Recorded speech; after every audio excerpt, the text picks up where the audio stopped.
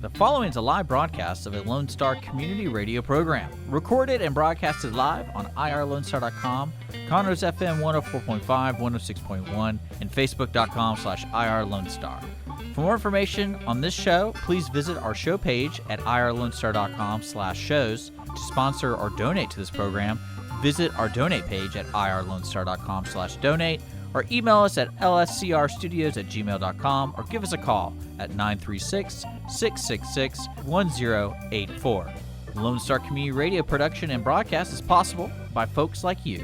So sponsor and donate today.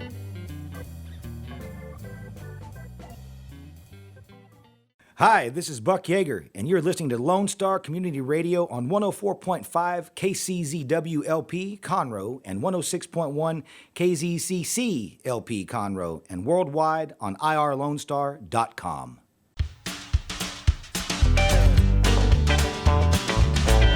Good afternoon. Welcome to the Extension Hour. I'm Amy Ressler, County Extension Agent for Family and Community Health, and I've got some awesome guests with me today. I'm just so excited to have you guys here. So, in the Extension Hour, we talk about our people, our programs, and our partnerships, and one of the things we've been working with is Behavioral Health and Suicide Prevention Task Force, and we were on a Zoom meeting recently, because we're not meeting in person right now, being careful, but we're on a Zoom meeting, and Gayle and Dr. Maria were talking about some of the work that they're doing with their work group, and so they came on the show today to talk about that, but we're also going to talk a little bit about them and what they do outside of the Behavioral Health and Suicide Prevention Task Force, although I'm guessing that those are probably pretty closely related for you guys too, so they're not really separate things. So I'm rambling just to start out with, but let's go ahead and get started. Gayle, you want to introduce yourself? Oh, hi. Delighted to be here today, Amy. I feel really privileged to be part of your little hour time here together. So my name's Gayle Fisher. I'm the parent of two, and they have drugged me into lots of areas that I probably would not have ventured into, but here I am, and constantly humbled. And so working a lot in the mental health awareness and learning differences as a parent with that kind of skin in the game. Right. And then Dr. Maria Quintero-Conk. Good. You got that right. But often it's just Dr. Maria, right? Oh, yeah, but that last name, Dr. Maria, is it. That's the way we go. So I am a licensed psychologist, and unlike a lot of my colleagues, I actually chose a number of decades ago to work with kids and adults that have different developmental conditions. So my specialty has been autism, intellectual disability, and also the co-occurring mental illness with those individuals. I've been doing this for a long time, and I absolutely love the work. Mm-hmm. I work at TriCounty Behavioral Health Care, and what I do is to do the assessments for people that may have those conditions and are looking for services and supports. So I've known Gayle for a long time. I don't even know how many years now. And then our paths keep crossing. This time they crossed in the Behavioral Health Suicide Prevention Program, and we had this opportunity to work together. How could I pass it up? Yeah, so the Behavioral Health and Suicide Prevention Task Force, like I said, has 13 different work groups, and one of those work groups is neurodiversity. And you kind of alluded to it just a little bit, but let's talk about neurodiversity. What is that, and why do we use that term? So I'll let Dr. Maria do the clinical version, but as an educator and having worked in industry in the past, and then as a parent, in the old days we had some really dark words for it, and then eventually kind of special needs, and then another brighter word, learning differences, and then now this best word, neurodiversity, and we've worked to get it embedded into the thread of all that we're doing at BHSP. Is it doesn't distract. So if I said IDD, it basically kind of sucks the joy out of the situation, because there's not much hope for your kid, and it's the opposite of that, because we know that if the neural pathways are plastic and we can grow and we can move them forward, then there's still lots of hope for our kids. So that's one of the reasons I'm a big cheerleader for neurodiversity, is that it doesn't exclude anybody, and it doesn't make you wish you weren't here. It doesn't make you wish you were dead. So it's with lots of hope. So if you are wired differently, if it's a mental health issue, if you're off your meds, if you have cerebral palsy, maybe that's not a mental neural pathway difference, but you could present like someone that might be with a different mindset. So sometimes it's physical. You can tell by an appearance. Sometimes you cannot tell by an appearance. Are you wired slightly differently? How do you learn? How do you process information? When the data comes at you, how do you react? If it's delayed or different, then how do we, and why we're in this world together is just to help everybody understand how the other person's processing. Okay. And just to back up a little bit, you said IDD. That's an acronym for? Intellectual disability disorder. Intellectual, and developmental So disabilities. we've got the yes. clinical side of it, right? So the Set it over IDD, neurodiversity. Talk a little bit more about that, Dr. Maria. Yeah, I think Gayle said it so well. When we talk about neurodiversity, we're looking at the fact that people see the world differently and process it differently. Now, folks like me, the licensed personnel, the clinicians, we diagnose, we identify and label the condition that the person has. And that's important. We need to know what kind of condition the person has, because there are times when there are specific treatments that are appropriate. And if you have autism, you need to know that you have autism. That communicates something. But what it doesn't communicate is that that individual is not going to get cured from it and interacts with the world in a unique way. The world needs to know that, because it's not that person's problem that they have autism. It's an interaction between that person and the rest of the world. The rest of the world needs to modify a bit and understand how that individual might be processing differently. For example, a lady with autism told me many years ago that she saw the world like pictures in a video. And I think about it, and I kind of do, but I listen to words. Well, in her mind, words were not meaningful. If she could see a picture or a video of something, she was never going to forget it. Wow. That's very different than the way I process, but it helped me so much to understand her diversity in how she approaches the world. We were able to communicate much better. So I think the concept of neurodiversity is so broad, and as Gayle said, it's a positive way of seeing people as opposed to seeing them only in the context of the condition that I might diagnose. So both of you work in the area of neurodiversity and with neurodiverse audiences, neurodiverse people. You mentioned TriCounty, so let's talk a little bit about TriCounty and the services. Well, TriCounty Behavioral Health Care is one of 39 centers around the state of Texas. All of these centers are geographically distributed, and each one serves a number of counties. There's a couple that serve just one county, like Harris. It's so big. Right. One center is almost not enough. But in our particular area, just north of Harris County, we serve Montgomery, Walker, and Liberty counties. When I say we serve, people who are looking for services for people with intellectual disabilities or autism, people who have behavioral health problems, mental health issues, can go to this center, get evaluated to see if there are benefits that they can receive. They may be federal benefits, they may be state benefits. We have a lot of grants, different programs that we offer, and a person may be able to get some supports that way. At minimum, there are service coordination services that an individual can get to kind of navigate the system. There are things out there in Texas, but how do you get them? Right. And a good coordinator can help you, as well as therapies and other programs. And you're unique for these three counties. So if you happen to live in the three counties for which TriCounty is licensed for or grandfathered in, then they would be your only gateway to liaisoning with the state of Texas. That's right. Okay, so if someone was listening and is not in the three-county area that you just mentioned, so what other types of things, how do people in other parts of the state look for similar services? They can either Google or call Health and Human Services, Okay. HHS, in the state.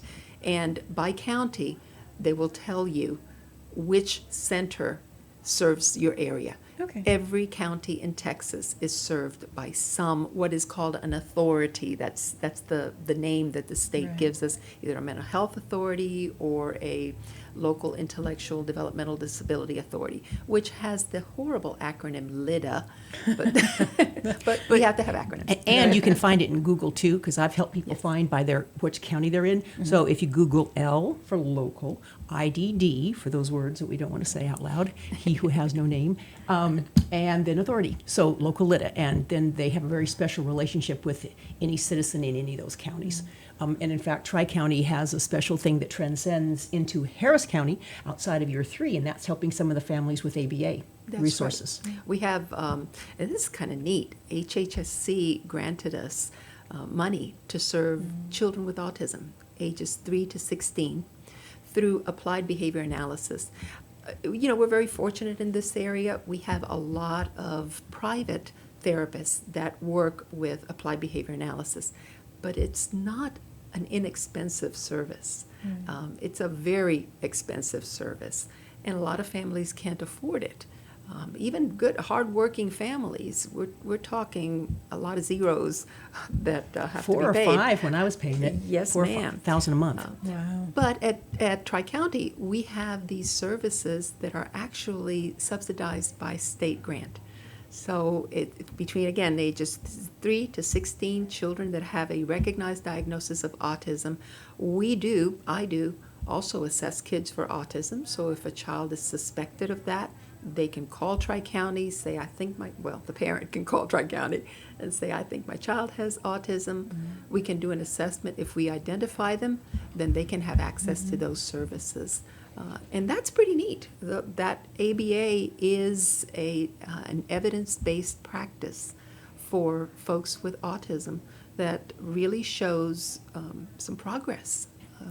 And when we talk about autism or any kind of neurodiverse condition, it's more of it's a spectrum, right? So it's not just like black or white, this or that. There's a lot of variations in those. There's, of course, the classic Rain Man, right? But that's a long, long time ago. They say if you've met one person with autism, you've met one person with autism. So I always, if someone says they're an expert, I wonder. But if you say you're a specialist, I'll buy that. Okay. There's just so much variation. And another thing that TriCounty does that we sure want to make aware of to your families, the waiver lists that you want to sign up for and get for your children, and they are redocked every year, right? Yes, to absolutely. confirm, yes, you still want to keep your child on the waiver list. So if you don't know what I'm talking about for the waiver list, then ping one of us, and you do want to get your child signed up.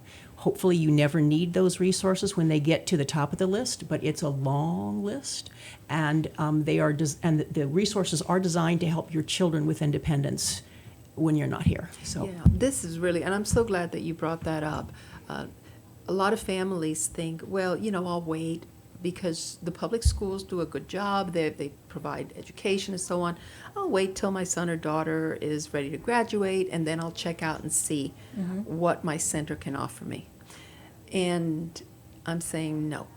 When your child is tiny, get on those lists. When Gayle says that it's a long wait, 10,000 at least.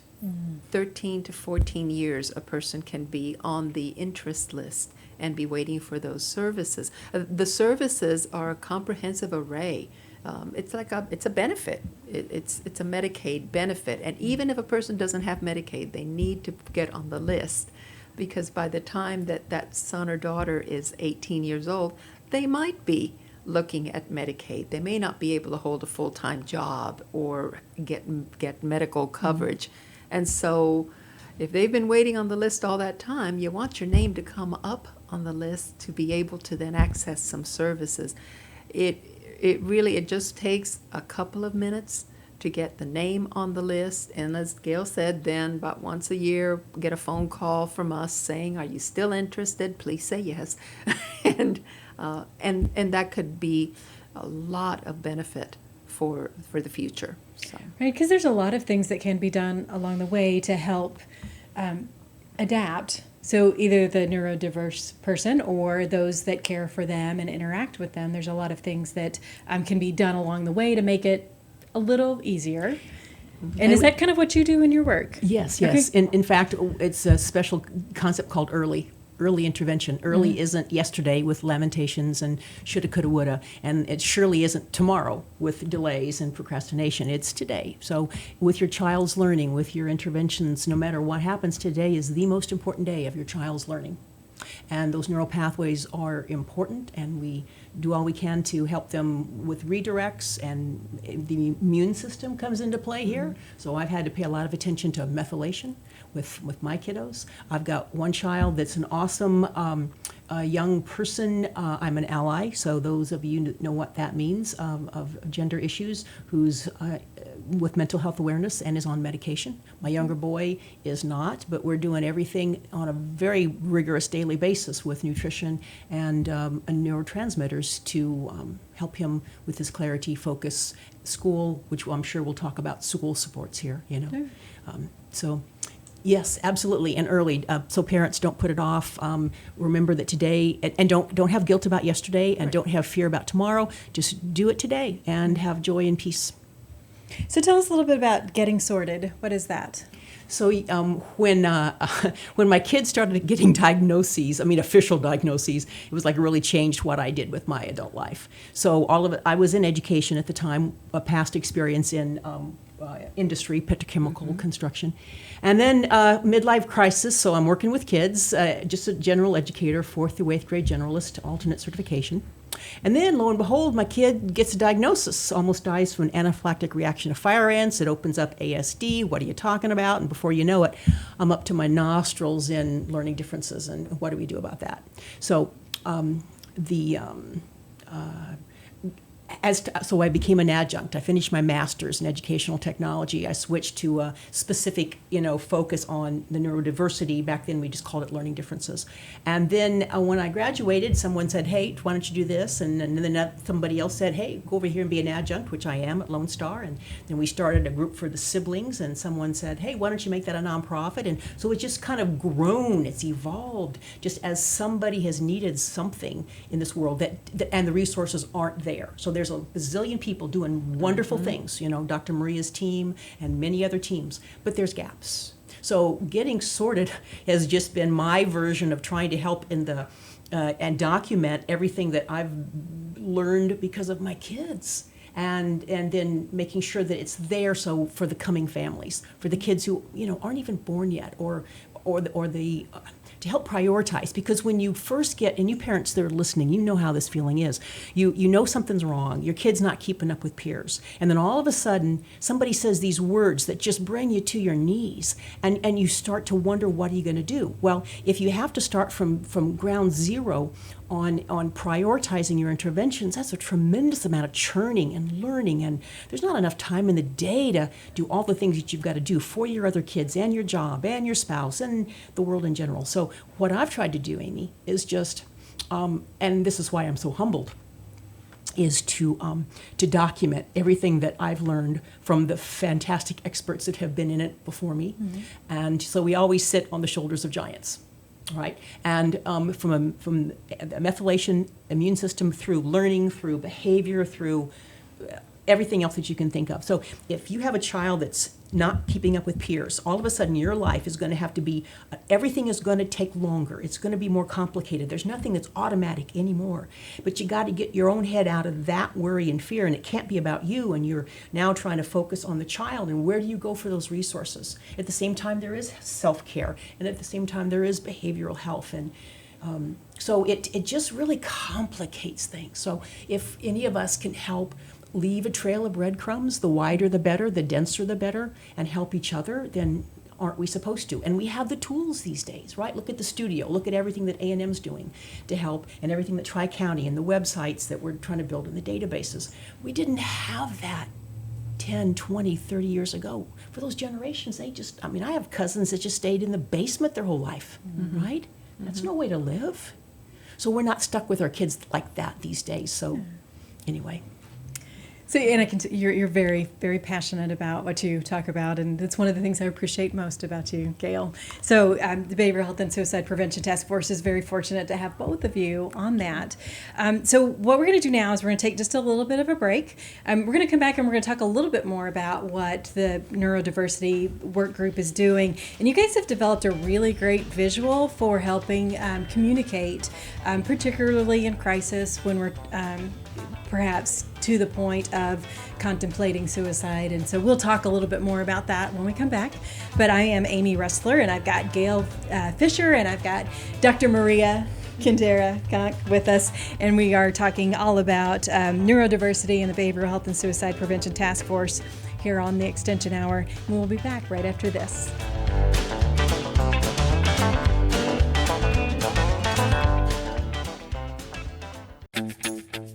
What can the Better Living for Texans program do for you? You can learn how to increase your consumption of fruits and vegetables, choose foods that are relatively inexpensive and good to eat, make your food dollars last longer, prepare quick, nutritious meals, help your children learn how to eat healthier snacks, and much more. Our program is committed to helping people like you improve your health through providing research-based nutrition education in a friendly, cost-free, and relaxed environment. We are Texas A&M AgriLife Extension, helping Texans make their lives better. Lone Star Community Radio is Montgomery County's radio station with talk, music, weather, and traffic for Montgomery County. Have a question or comment about one of our shows? Just contact the station on irlonestar.com or call in and leave a message at 936-647-3776. Get involved with your community with Lone Star Community Radio. Don't forget to download the Lone Star Community Radio app from your Google Play or Apple Store. Bring Montgomery County's community radio with you anywhere with your smartphone or tablet. If you are in the Conroe area, tune in on FM. That's Conroe's FM 104.5, 106.1. If you are on the computer, bookmark irlonestar.com as your internet radio station. A Lone Star Community Radio, broadcasting 24/7 from the heart of downtown Conroe, Texas.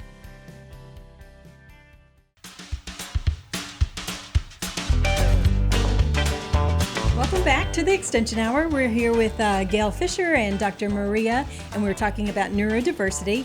And like before we went to the break, we had a great conversation about the things that, the reason why you guys work in this area, and some of the things that TriCounty does, some of the things that Getting Sorted does.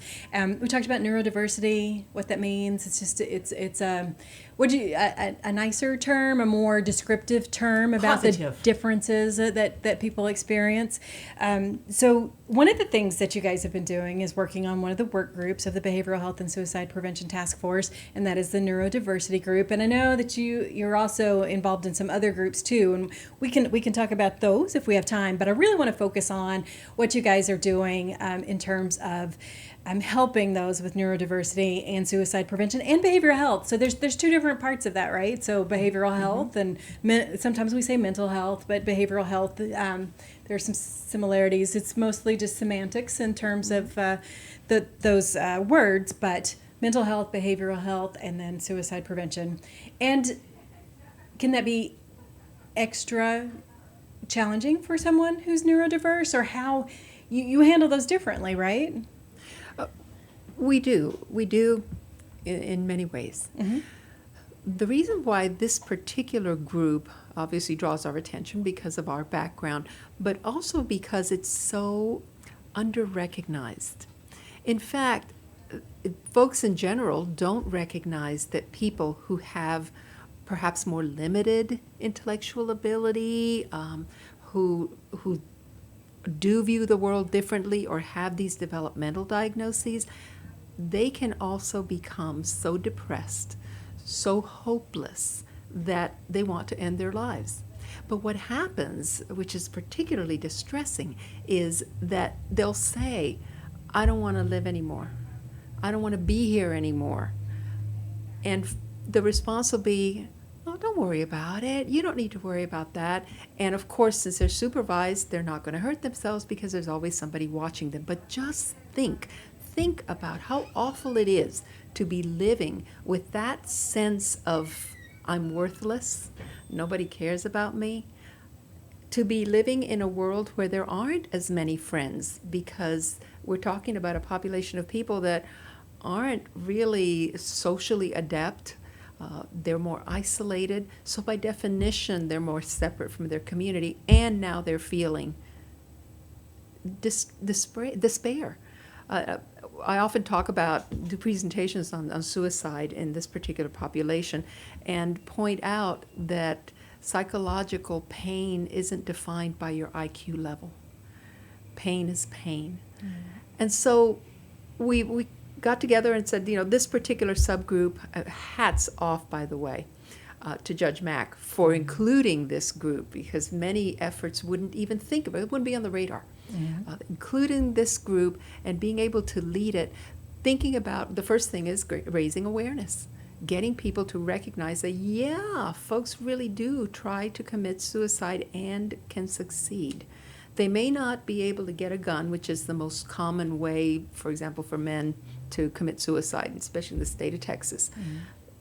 May not be able to get a gun and shoot themselves, but you see them running out into traffic intentionally, or getting hit by a train, or hanging themselves. And they may not be very sophisticated in how they do it, but the message is clear. Mm-hmm. They're in pain. We need to listen. We need to do something.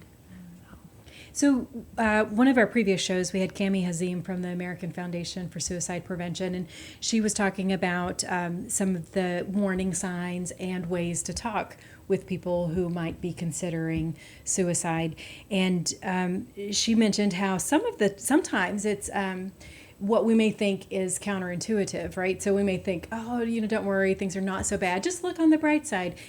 And when someone is in the situation where they are contemplating suicide, that's probably not the best way. So even actually directly talking and saying, are you thinking about it? Do you have a plan? So you guys came up with a graphic to help people when they're talking to people with neurodiverse situations. So Dick, can you bring up the graphic for us? So we're looking at a graphic that was developed by the Neurodiversity group, and so you guys, so this is a draft version. It's also been updated a little bit. We're kind of testing it out, seeing how it's accepted, and seeing if there's anything that needs to be tweaked. But you guys came up with a really great tool here. So let's talk about that a little bit. It's a guide for the first-time listener. So Neurodiversity Special Needs is a work group of the Behavioral Health and Suicide Prevention Task Force. There's 9 different boxes there. So tell us about that first box. What is that in there?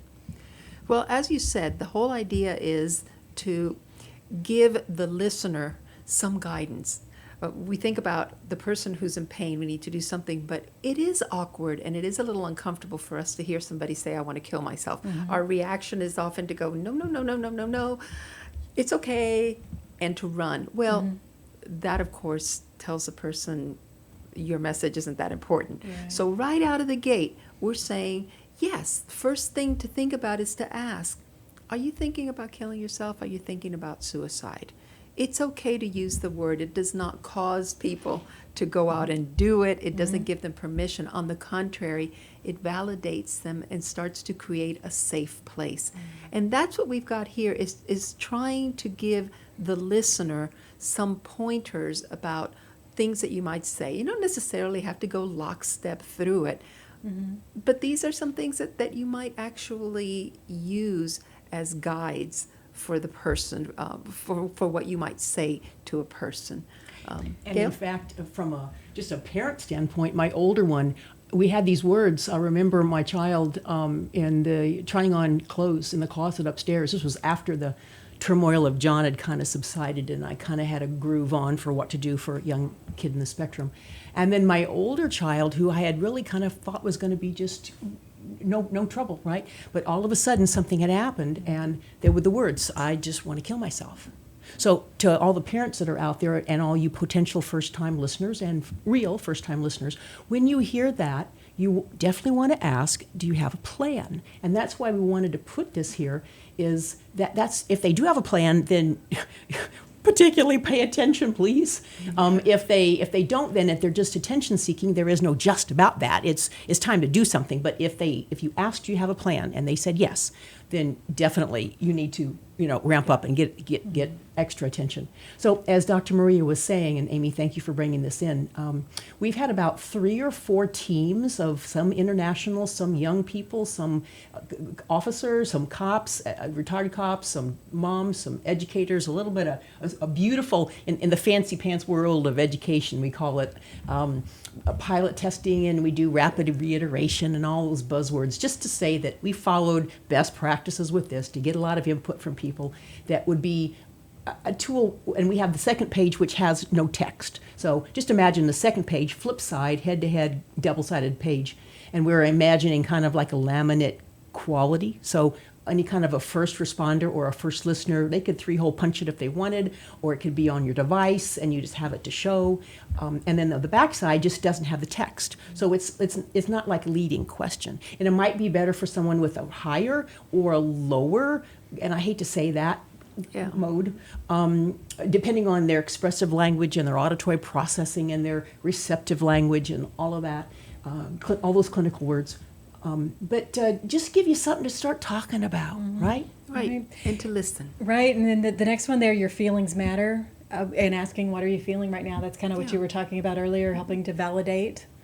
There's the next box is what are you thinking about now? What's the purpose of asking? I checked with, forgive me for, it's the rubber bands, okay? So as we were looking at images and trying to think about, okay, so we're trying to be not gloom and doom, but we're trying to just, give some lighthearted approach to it. But at the same time, so is your thinking rubber bandy? Or are you kind of like, is it just trying to be humorous, right? And so anyway, we came up with an image that had the rubber bands, and it passed every one of the testings. Every time I asked, hey, do you guys like this picture? Does it look dumb? They said, no, keep the rubber bands. So anyway, it's, and then going on to the next one would be the power, right? Yes. Of listening. Of listening, that everybody's got a story. And even a person who doesn't have a lot of language, even if they just say, I'm mad, over and over again, that's okay. We got to hear them say, I'm mad. And then start moving them to, it's important to me. You're valuable to me. It's important to me that you're mad. Tell me a little bit more. Yeah. And if they lack the language, the words, the expressive language, then we're going for body language. That's right. Act it out, whatever it is. Mm-hmm. And so this is one of those things, too, that once you say I'm listening, tell me your story, you need to just shut up and listen, right? Right. Because this makes us nervous, right? And it's this sense of urgency that we need to do something about it. And so lots of times it'll make people that are listening feel like they need to talk instead of listen because they need to talk you out of it. So just shut your mouth and listen when it's time to and you listen. see some, and we've even edited this to, as you say, to a further degree. So find a quiet place to talk, but really it's zip it, right? Yeah. So we zip our mouths, and we don't need to feel panic. They'll feel that mirrored, and that is almost diminishing, right? We don't want them to feel diminished in any way. Right. We're all ears. Tell us. In the next iteration, we have included the telephone numbers for the National Suicide Hotline, and then for the crisis line at TriCounty for our area, so that the listener doesn't just sit there going, well, now what? Yeah. So there are actually some numbers to reach out and get some help. And the help, the most valuable help may be that, Gayle, I'm going to sit here with you. Let's call together. Yes. So the person is not just, well, here's a phone number, call, and Right. and that's that. No, that's very frightening. That's very threatening. And the person may not even be able to express themselves well enough to be able to speak to the folks in the crisis line. But I, as the listener who's there supporting, I can help facilitate that. We found a text number too, so Yes, that's right. listed on the one that we call final. But who knows? I mean, it may have some iterations as time goes by, and then also a number for veterans too. Okay. You know, one of the things too that this brings up, this is a one-to-one, the person who's talking, person who's listening, but we need to increase awareness in our whole community about suicide. And TriCounty does have a mental health a mental health first aid program, which is free of cost. And it's an 8-hour training that can be provided to any group. I mean, a church gets together and the ladies group wants to sponsor this. TriCounty can send out staff to do this mental health first aid, which includes this component of suicide awareness. And what do you do? And what are the resources? It's gone to schools, it's gone to first responders, you name it, any group that wants it. Amy, you want to pull together a bunch of people? TriCounty will be there to help educate and increase awareness, because it could be any of us. It could be any of our family members. Right, when you don't expect it, you know. In that mental health first aid, we also have several county extension agents that are trained to do that. And in fact, in our office too, our program assistant is trained to do the mental health first aid. So that's often done in teams too. So there's more than one person leading that, so that there is another person who is available to be attentive and watching for potential signs that someone might need a little bit more attention as that goes along. But yeah, throughout the state, there's obviously TriCounty, and then Texas A&M AgriLife Extension Service also has a lot of mental health first aid trainers as well. And what you mentioned too about listening, it kind of goes along with that next square too, I think, where it says you're valuable to me, and what makes you feel valuable. So just listening and not just here's a phone number, good luck. Well, it ties a little bit into like the pressures of the education too, which is a separate subject. But back to the picture here is, it's how they reward themselves, right? So if we say to kids, it's the new best practices. You don't want to brag on the kids. Oh, that was really great. Look what you did. It's more of character building. That you must feel very proud of yourself that you've been able to put that much effort into something, right? So we were trying to capture a little bit of this, which goes back to the self-esteem issues. Not that you're a valuable person because I approve of you, but rather you're a valuable person because of who you are to you. Right. And then the next one says, I'll help you get help. What do you think would help you? Talk to us about that a little bit. And that's where we have those, as I said, in the next iteration, the numbers for folks to be able to reach out. But sometimes you could get answers such as, I like music. Okay, well, let's listen to some music. And I'll pull up something on YouTube on the phone that the person can listen to that will make them feel a little bit better at that moment in time. Will it resolve the issue altogether? No, but if you can get the person in a calmer place, that's a better position from which then to start moving them into some resources. Right. And these last two that are on here, a little bit about if you don't have the words to use, or maybe the pain or that whatever the person is experiencing doesn't come out. We can't always even any person sometimes can't really explain this is how I'm feeling now. So can you share your pain with me? Maybe it's headaches, maybe it's cramps, maybe it's sensory overload, those kinds of things. And then the lineup of matches with one new match and the other one kind of burned out. Those are great visual graphics to kind of explain how people might explain how they're feeling.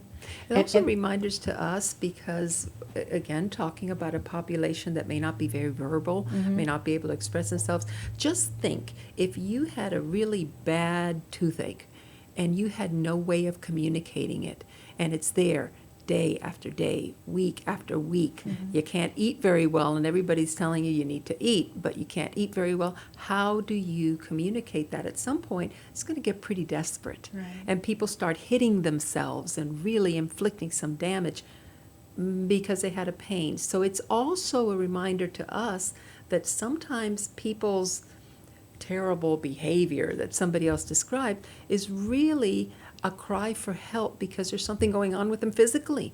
And we need to consider that possibility. If they're hitting their stomach all the time, maybe their stomach hurts, and maybe they have indigestion, or they're scratching themselves bloody. I don't know about you, but we live in Southeast Texas, and I've got all kinds of little allergies that keep me scratching, but I can find lotion what can they do? So it's also part educational for the person who's listening to broaden their perspective about what could be happening. Right. And so if we see those behaviors, what's the need behind the behavior, right? And if they don't have the words, or they feel like they've never been heard. So let's say they try to do some kind of automatopoeia expression of some kind of a pain, but if they feel like nobody's listening, then they'll just become more intense, right? Right. Of trying to get their need met. So these are great, a guide for a first listener, really for anyone, but this is, you guys work specifically in neurodiversity. So just kind of go over a couple of different things of how you would handle a neurodiverse situation differently than another situation. Well, I can certainly, like for the younger ones, and you may go ahead and respond for the olders. So for school-age kids, K through 12, let's say that my child is, and John doesn't really have these issues. His is more, different kind of pile of worms with my son John. But let's say that he is behaving in a certain way to get out the door to go to school. All right. What he's really trying to say, but we don't have the sentences, is that he really wants to have independence, and he's a rising teenager, so he really would like mom out of the way. But it comes across as just being a little stinker, right, in his behavior. So it goes back to that listening instead of trying to talk. If we could step back and look at what's going on and use all of our senses, all of our intelligences and experiences to realize, okay, this person is trying to tell me something. I need to be a better detective. Yeah. And what's curious is that at the point where someone says or acts that they want to hurt themselves, they want to kill themselves, it starts merging with what we would do with anyone else. It then becomes a stop and listen. Now with that listening, it may mean that we're going to go for a walk and stay active. It may mean that we're sitting coloring while the person is grunting and tearing a piece of paper, but they get another one, let's color some more, without telling them this is what you have to do, you got to finish this assignment. That's not the point. But following their lead and recognizing through this, we hope, that you can be comfortable in following their lead. It's time to listen, and the listening may not be just the talking that we're so used to, but going with the person and exploring with them how they feel, and then helping them get help. They will need more assistance than most folks would because they just don't have the tools to activate. And if they're drowning in words anyway, right, they don't want a bunch of words from us. Right. So they want our ears, our face, our heart, our silence, our attention. Right. So kind of adding, any of these issues are very complex on their own. Of course, the time that we're in now, our COVID-19 environment that we're in, that adds an extra layer of complication, complexity. So let's talk a little bit about the pressure on education within the families, kind of related to neurodiversity and COVID-19 and those types of things. So back when it all hit, we were at spring break. We never came back from spring break. We kind of limped through the summer. Some of us did what we could. And then the schools started getting geared up, and there was a lot of rules they had to conform to for the reimbursement by the state of whatever state they're in. We happen to be in Texas. And then the parents had to process the fear, and then the kids had to process a lot of stuff. So right now, we, like for example, John's on the bus, and he's happy about that. That's a big decision of family by family. Are you going to send the kids or not? Are they going to be at home or not? Where is their station to learn? Are we going to have loggerheads at home, or can we figure out some way to process the frustration? Because at a prevention level to suicide, frustration, right? So how do we help people not be frustrated if they're under extra challenges? And so then sometimes there's compromises to that. And to help the children, so this was something I was taught, and I guess we have some cameras here. So it goes back to the year 2 in his age when he was diagnosed, and the OT said, okay, just imagine that this is all of your resources, all of your power, insurance, money, time, attention. And so I turned it into a heart with all of the workshops I do. So they said, just imagine that you're going to do half of every single thing. You're going to spend half of everything that you've got to help that child. Then you're going to take the other half of everything that you've got, and you're going to love them just as they are. So in all of this, depending on which box resonates with whomever you're with, there's also that other half of it, which is you're great the way you are. You're not a mistake. God knew you were coming. You're not a mistake. So what can we do to help you, at the same time, help you find peace within your own heart, given that we all have our difficult challenges? COVID, education, the families at home struggling with the, do I send my kid or not? Do I try to keep up with the interface on the computer? Your turn, sorry. Amy's looking at her watch. No. I just want to make sure that we stay on time. We could probably do even more. So, Dr. Maria, what would you add to that? I didn't mean to hog the ball. No. COVID's been an interesting, boy, talk about an understatement. COVID's been an interesting experience. When something like this happens that threatens our health, that threatens our finances, huge changes, our first reaction is survival. That's what we do. The mental health part gets pushed aside because we're just struggling. Do we have to wipe our groceries when we come home? And did I just breathe on somebody? Did they breathe on me? All those kinds of things. That has kind of maintained and now revived with kids going back to school and parents concerned and so on. But behind it is this constant threat at some level that the majority of people are feeling, and isolation. Now let's look at this particular group of people that we're talking about, our neurodiverse community. They're already kind of isolated anyway. They're not the social butterflies at school. They're not the students that are being sought after to be the quarterback of the football team or prom king or queen. They're already isolated. And usually the kinds of activities that they seek out socially are going to school, being able to have that structure. So they didn't go back from spring break. I have clients that the parents say it's just been a nightmare because still months later, he's asking me, when am I going back to school? And going back to school is not the experience that they were used to doing. So this sense of isolation, this sense of loneliness is highly correlated with consequent depression. And depression is correlated with a higher suicide risk.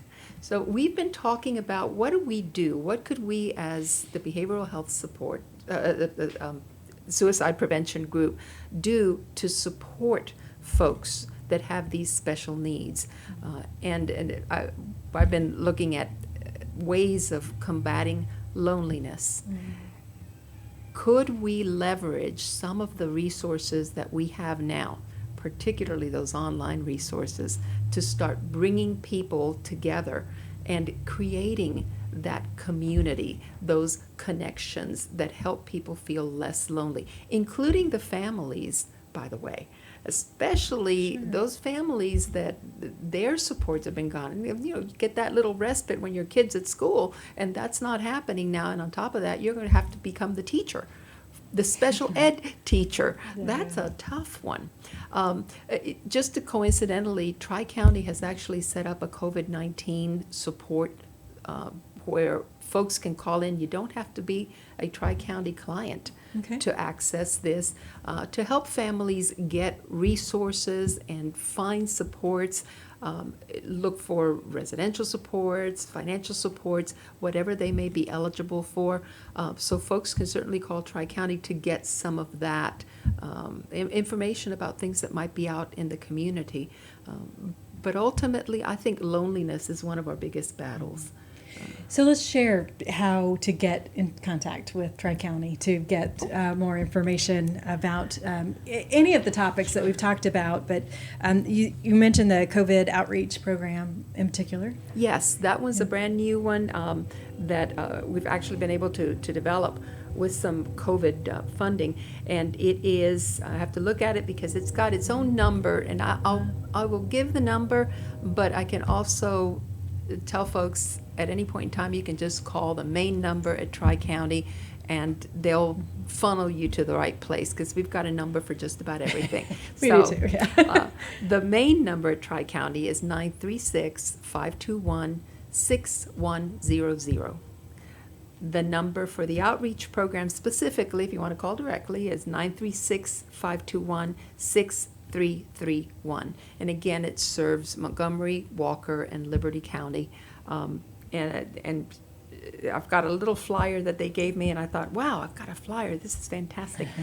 Social service referrals, even charitable donations, transportation referrals, job assistance, pretty much all-inclusive types of supports for people that are struggling under COVID. And I don't know too many people that aren't right now. So.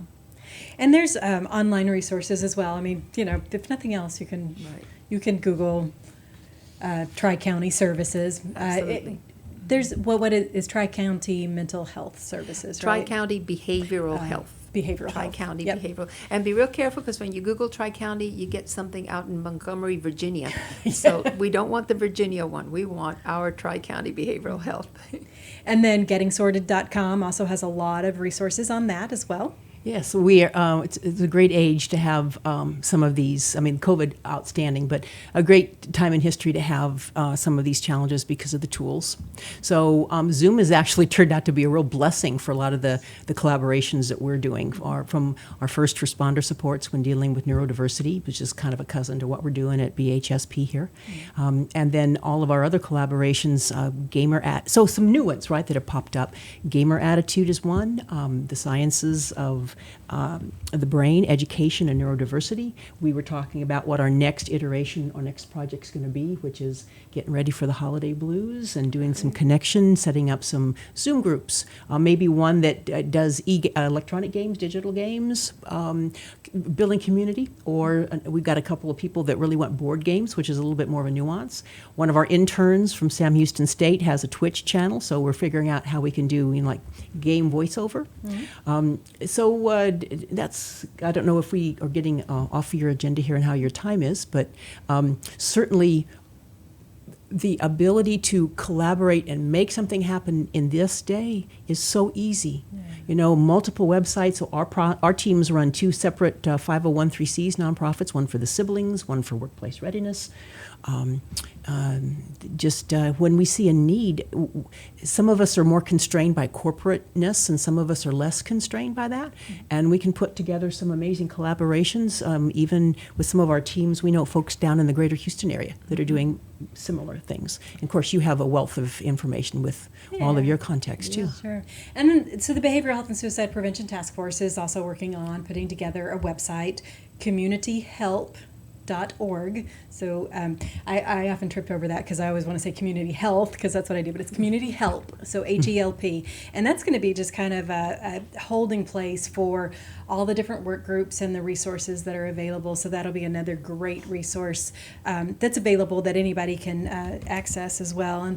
And again, another way to kind of figure out, because you guys both mentioned, I think, when you were talking that it can be really overwhelming. So there's just, particularly when you're in stress and you're in crisis and you've got, as we talked about, complex issues, it can be difficult to find the help that you need. But here in Montgomery County, we have such a wealth of help that's available. So, but just sometimes it's a matter of trying to just finding where it's at, and you have to be persistent and ask again, because it may not be just handed to you right away, whatever it is that you need. But that communityhelp.org will actually be a great resource. And there's also another, we haven't really touched on it much yet, and that is the shame. The shame and the fear. We've mentioned fear, but there's a level of shame, whether you're the parent of or you're the more cognizant, self-aware person, that you don't keep up with your peers. I'm sure my John, he's rising 14. He knows that he's not keeping up with all of his peers. But if we can help with, and this goes back to the mental health, right? Yes. And the behavioral health too, for the behaviors that come from the mental, which is that it's okay that we're not perfect. Right, and it's okay to ask for help.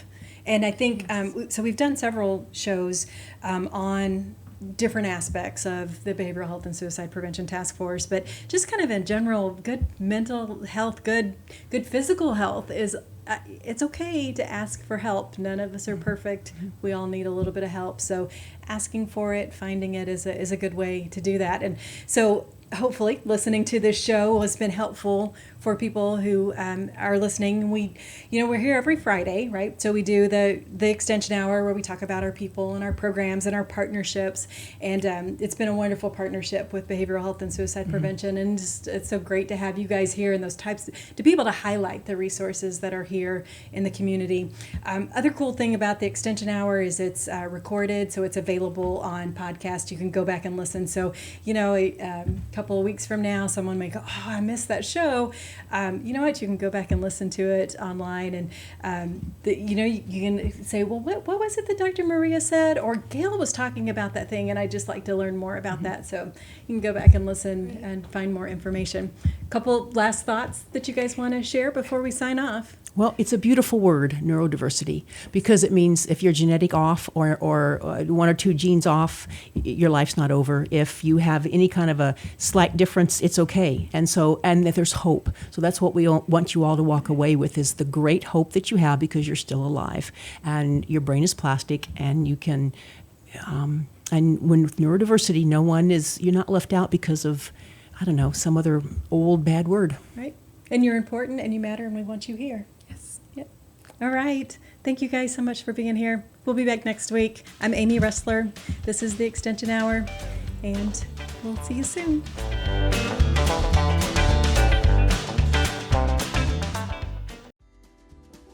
Today's show was recorded and broadcasted live on irlonestar.com, Conroe's FM 104.5, 106.1, and all rights and ownership are reserved to Lone Star Community Radio. For more information regarding this program and Lone Star Community Radio, visit us online at irlonestar.com. Lone Star Community Radio is Montgomery County's community radio station, serving the community with local programming on TV, radio, and online. If you enjoyed today's program, please support us by sponsorship or starting your own show. Contact us today by phone or text at 936-666-1084 or email the station at lscrstudios@gmail.com.